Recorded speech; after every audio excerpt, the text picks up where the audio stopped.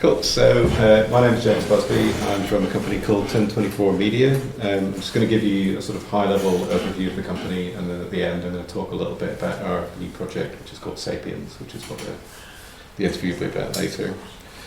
So Ten24 was founded in 2008, and our goal was always to sort of create AAA character assets for video games, films and television using a combination of artistry and technology.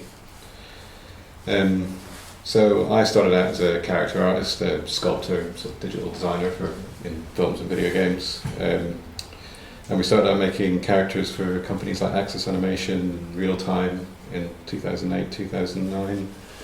But we realised pretty quickly that working for clients, although it's quite a rewarding job, it wasn't really a fast-growing business because it was limited by how much we could do, and based on what the clients wanted, there was too much work for us basically.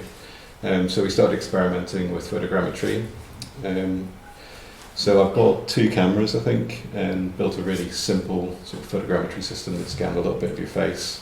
So it kind of proved that it worked. And then in 2010, I met my business partner and I sold him half of my business for 9 cameras.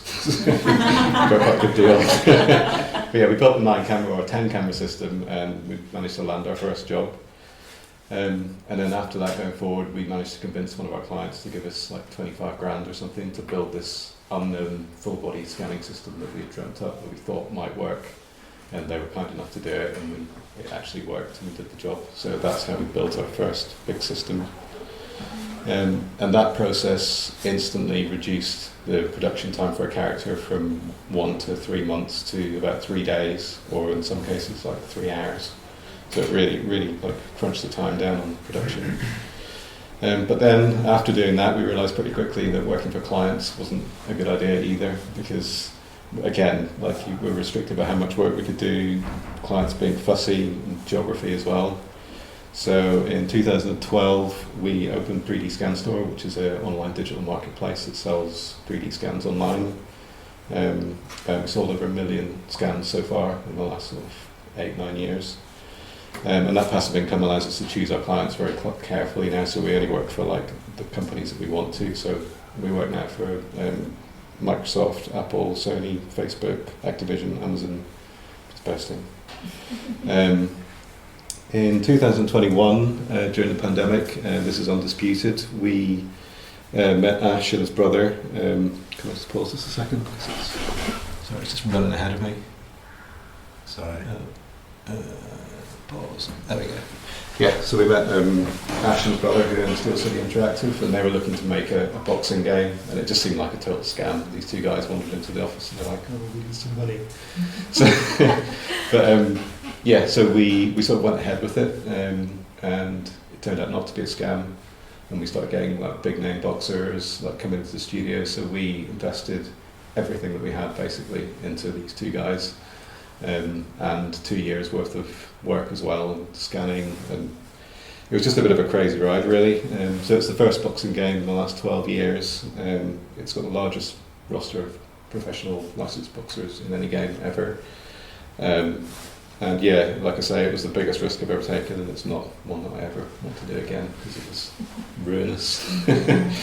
But yeah, it came out in early access on PC about a year ago. We sold over 500,000 copies. The company's now grown to over 80 people, so it's got really quite big. And the console release is in 2 weeks for PlayStation 5 and Xbox.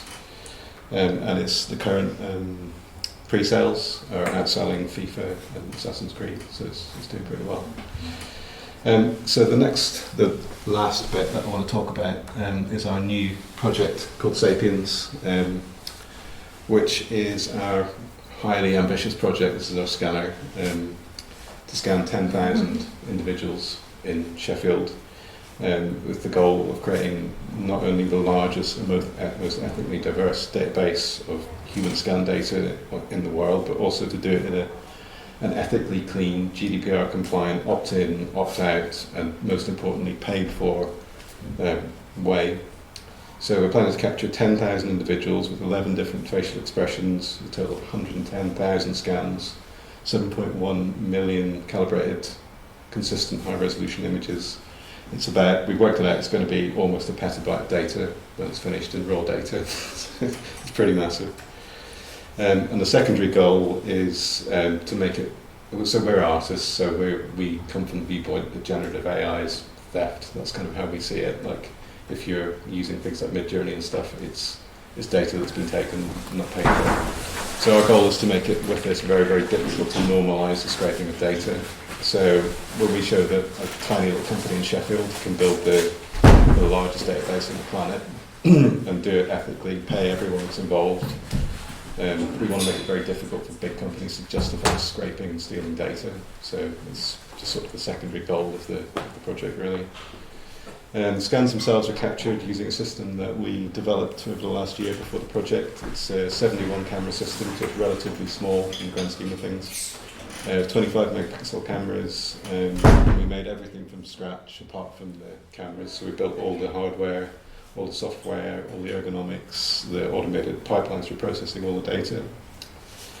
And possible use cases for this are going to be obviously games, films, VFX, medtech, reconstructive surgery, robotics, safety applications, machine-human interfaces, anything where a robot needs to understand what a human face looks like. We're not selling it into, so we have certain guidelines associated with the forms that people sign and how we sell it, so we're not going to sell it for government surveillance, for example, or re-identification of anyone. But we won't sell it for anything that's going to be used for pornographic or sexually explicit material, which is common sense. We use the same data protection officer as the UK police force, so our DPO service is the same ones that do the police, so we've got everything secure and locked down. And the images are all anonymised as well, so no one person can be identified by their image and traced back to an email or name, so everything's just turned into numbers basically. And we've already scanned, these are the people, well, that thing that played, which means I'm over my time limit, is about 650 people that we've scanned so far as a trial in our office. We're going to get to 1,000 by the end of October. And then we've got the Blue Banana shop in Orchard Square, which is just closed down, but we're converting that into this cool sci-fi coffee shop with a big scanner in it. So we're going to have that in town so people can just drop in and get scanned and then go spend their money in Waterstones. So yeah, hopefully we're going to get another 9,000 people by the time we're finished. And that's it.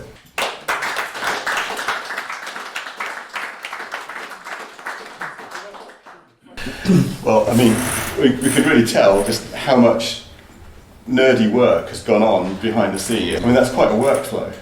Yeah, the workflow is insane. Like the amount of development that we put into the software and the hardware and everything that just goes along with. It seems easy just to say, put someone in the scanner, take a picture of them, and that's it. But well, it's not one picture, no, one not, thing. It's 781 pictures per person, so it's about 25 gigabytes per person. And you don't just treat each of those images individually either, right? They're combined. Yeah, so we do 11 expressions, so each shot, which consists of 71 raw images, is considered one scan. So this data set contains 11 images, which contain 71 images. Each one of those is a compound image made up of 71 individual well, the photos. images themselves are combined to create a 3D model, so that's sort of a later stage processing part of it. Okay, yeah, and so I've been up to your studio. I've seen your rig. I've seen two. You've got two rigs. Actually. You've got a small one for faces, baby. And then the big one. And your excellent, homemade calibration system with little pseudo QR codes. That thing. Yeah, that was crazy. That was we were going to replace all the cameras, and it was going to cost us about 300 grand. And we figured that if we printed out these tiny little QR codes on paper, just from a laser printer, and stuck them on the scanner, it basically tripled the resolution of the scanner. So we saved ourselves a lot of money just with some paper. Because you were losing so much in the combination. Because you had to calibrate so them, much. right? So that really tightened up the calibration. Right. So instead of upping the number of pixels you're capturing in each CCD on every camera, you just change the calibration of it. Paper on it. It's the best thing I've ever done. Brilliant. That's so brilliant. Yeah, and I mean, I love the fact, the fact that this happens in Sheffield, but you've been doing this for a long time now. Yeah. And I mean, if I'm correct, you started working for a company called Argonaut. Yeah. Which, right. I mean, I remember Argonaut from way back in the day, when they were doing, even 8-bit. Just San. Yeah. They were one of the first British games companies to do licenses, TV and film licenses back in the 80s. You were based up in a little office up in Broomhill. Same office I'm in now. And you're in the same office now Yeah, today, yeah. like 20 some years later. Yeah, it's a bit crazy. Yeah. And people wouldn't think that one of the biggest photogrammetry scanning rigs, I guess in Europe, possibly the world, is... It was the biggest, it was the first in the world when we did it back in 2008, 2009, something like that. Yeah. We were one of the first big scan. There were other people doing it, but I think it was me and another guy, and we were competing the whole way through. It was quite fun. It was like we hated each other friends. But we were always How many cameras could you I've rig got up? 7 more on mine, it's better. Like, mine's the biggest in the world now. And we could quite confidently say that because there was only 2 of us doing it, so it was a bit silly. Yeah. But now, of course, you have these giant Hollywood voids where all of this stuff takes place with real actors and... Yeah, that's it. Yeah, we never painted anything, did anything like that, so I don't care. So it's all copied and other people run rigs as well. Yeah, so everyone just copied it straight away, and it was like. But I don't mind. It's good for competition.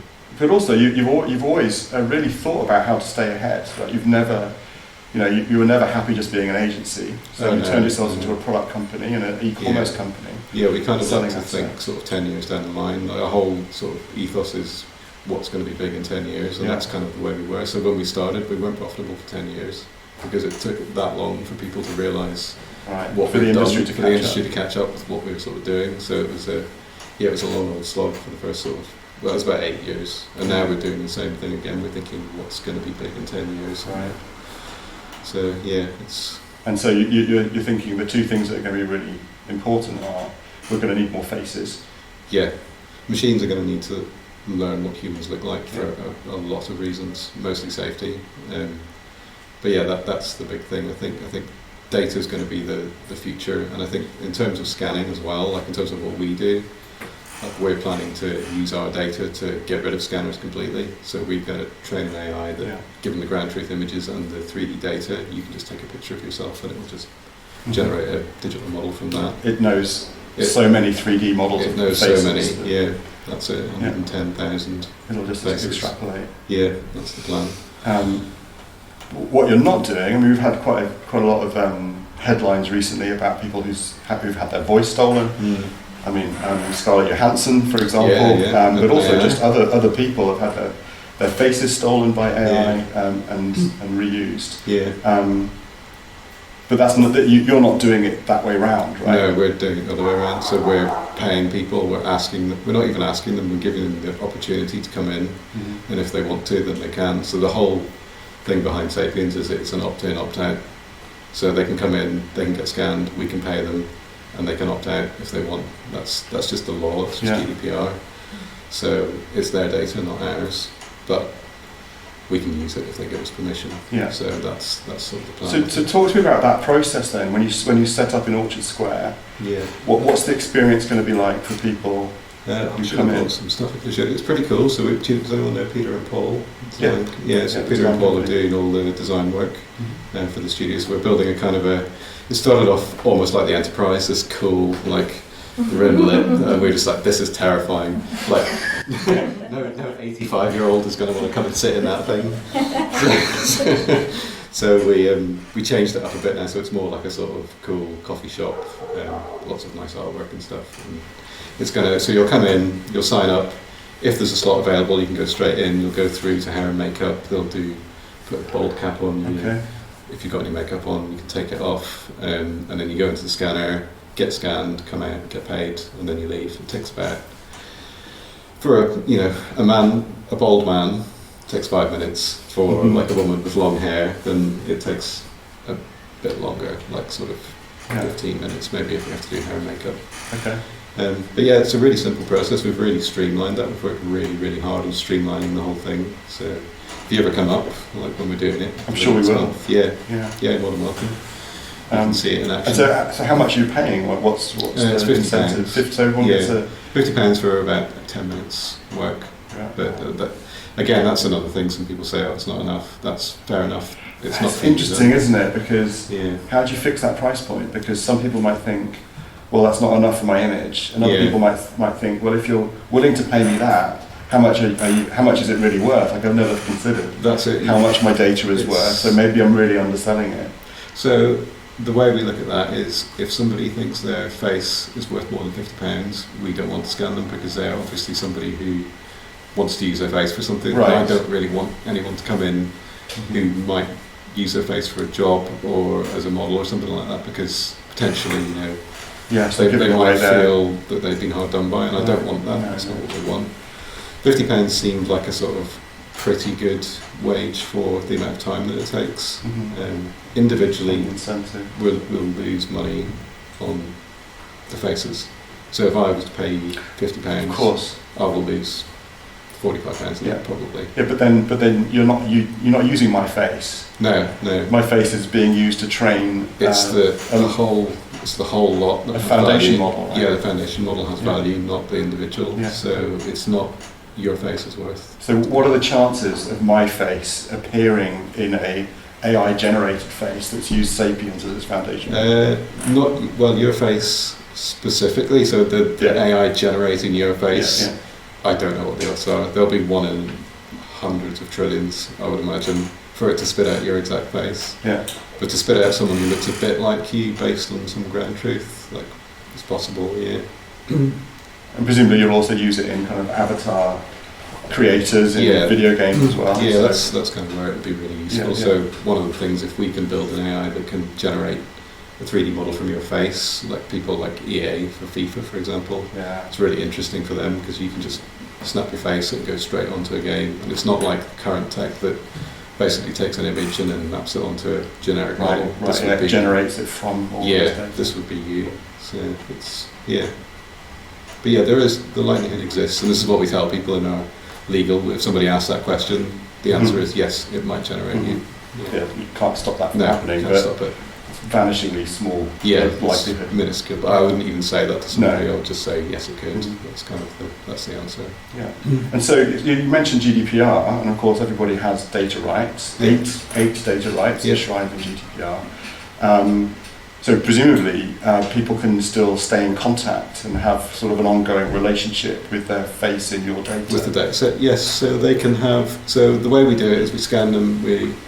We anonymise the data, so everyone gets, when they get sent the model release form that they sign, it has a number at the bottom, and that number references the scan, the number of the folder on the server, and the only two people hold that number are us and them.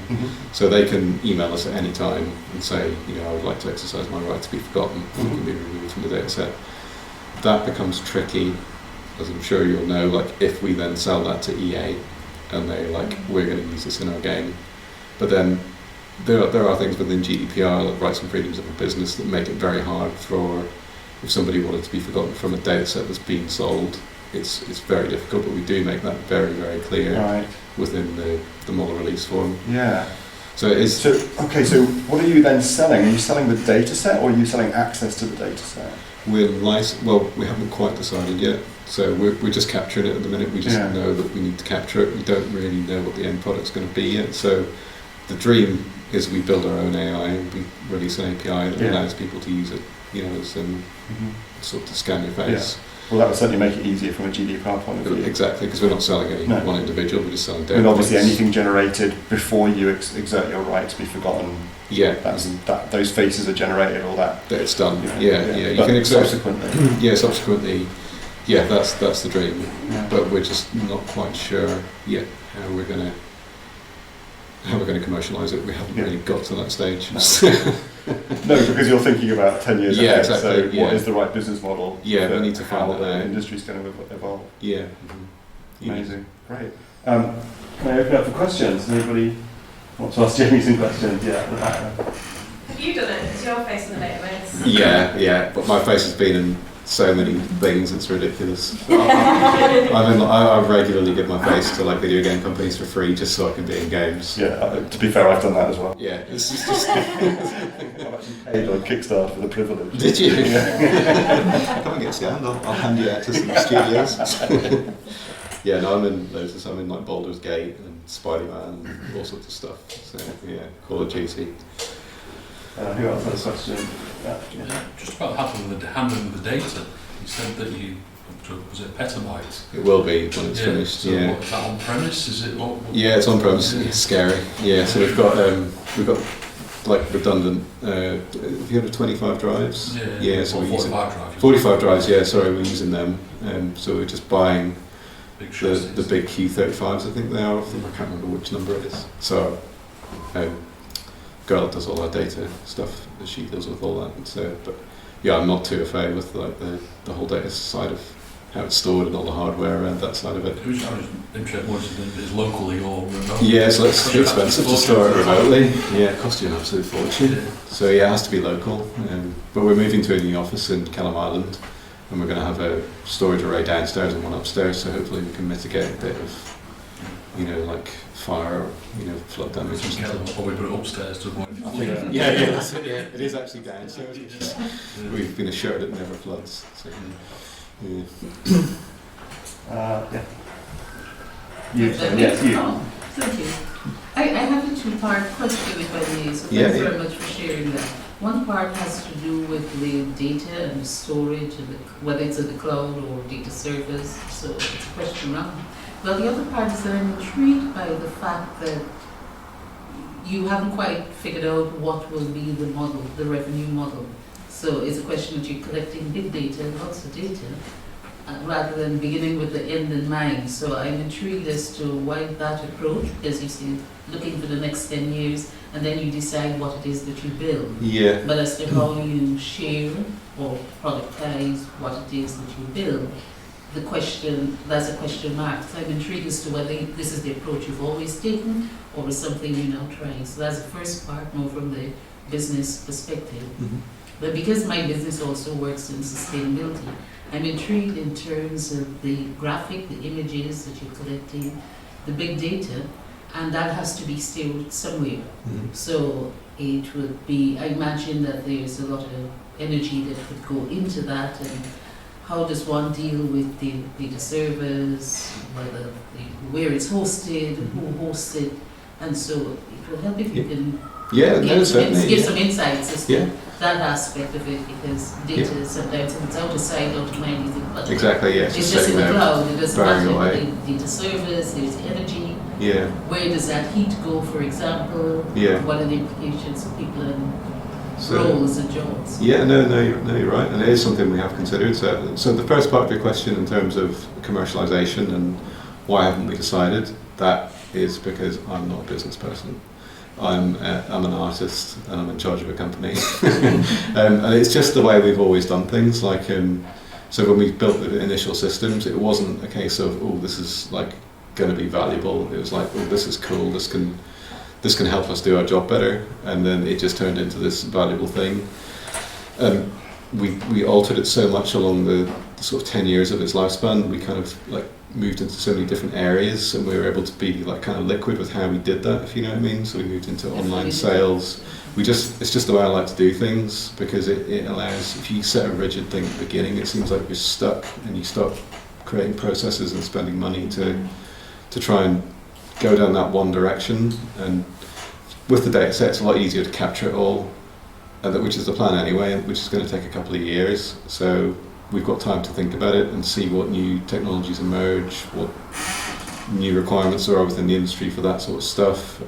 It's possible it'll be redundant by the time we finish it. That's a possibility. Yeah. In which case we might need to find another use for it. So picking a route for it immediately seems quite difficult.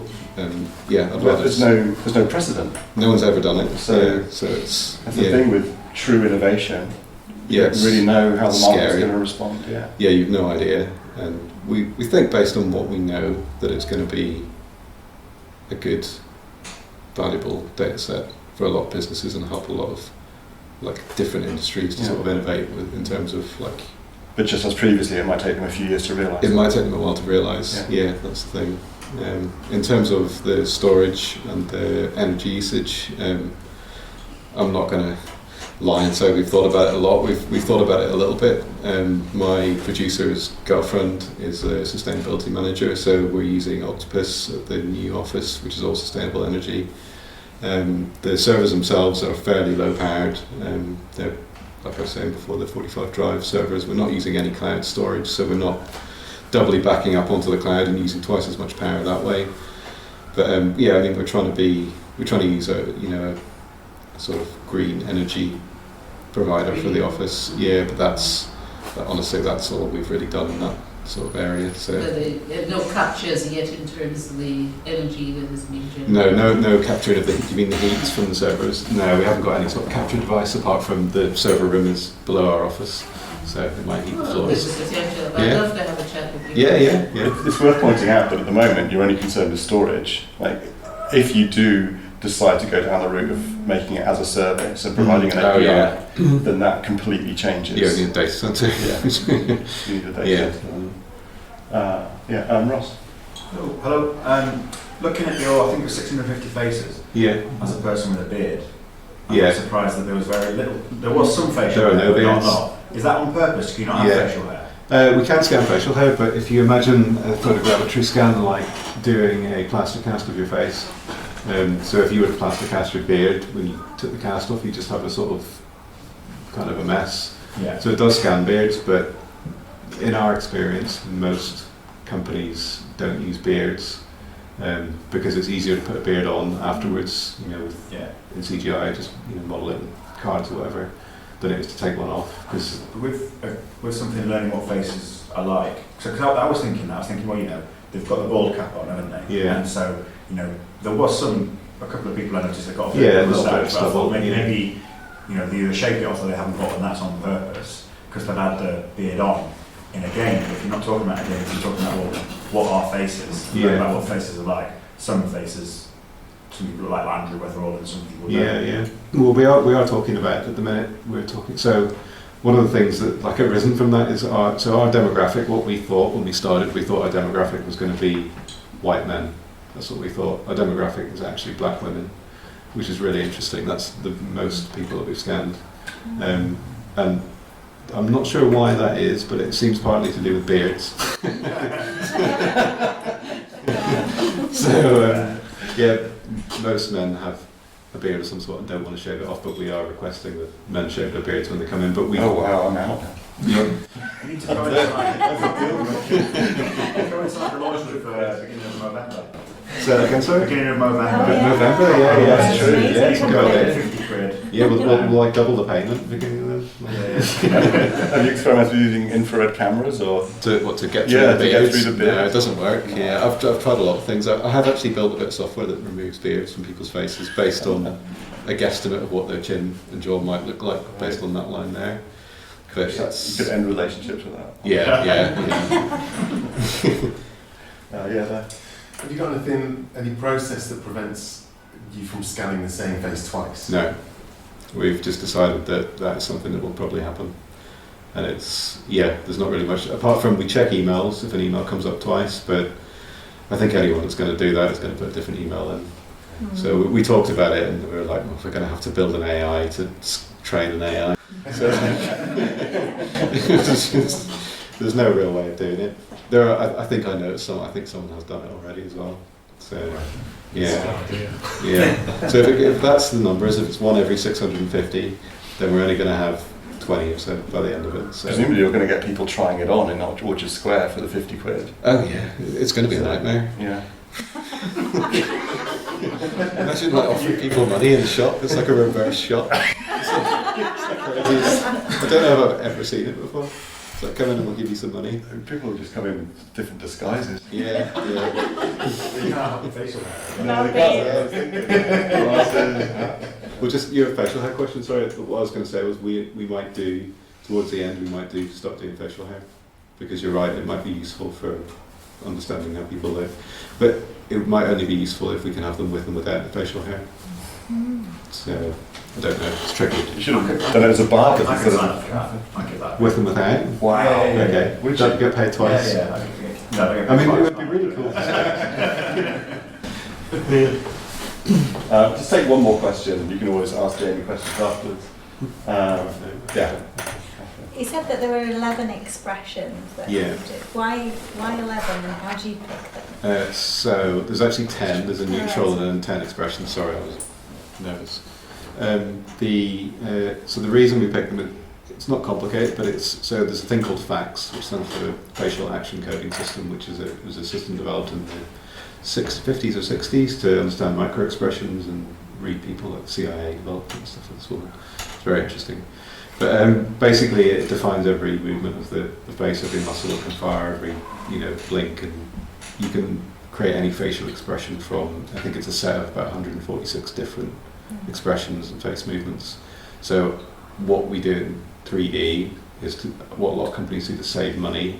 Instead of trying to scan 143 different facts, they'll do like eye closed, like mouth to the side, or like eyes closed and mouth open and brows down. So you can get a lot of different facts into each expression. So our 10 are the combination of about 98 different facts. So we do things like smiles with brows up, and then we do things like shock and fear, which are good for machine learning because these are the ones we figure that they might use for cars and driverless cars and things like that. Robots need to understand fear, obviously, so they can shoot you. But I was joking. But yeah, the other ones are things like there's one that's like that, which gets all the tensor muscles for here and like the brow muscles and eye movements. So they're a combination of about 98 different expressions to cover a broad range of facts, and we've cut it down to 10 because of storage. So we're like, we can't afford 2 petabytes. So These are the compromises. yeah, it's the compromise. Yeah, so it is a compromised data set in that sense that we could do more, but we can't afford it, which is the sad truth. Fair dues, but Yeah. then you need to be first. Yeah, it needs to be first. Yeah. Yeah. Okay. If you've got more questions for Jamie, please ask him after we're finished. But give him a round of applause.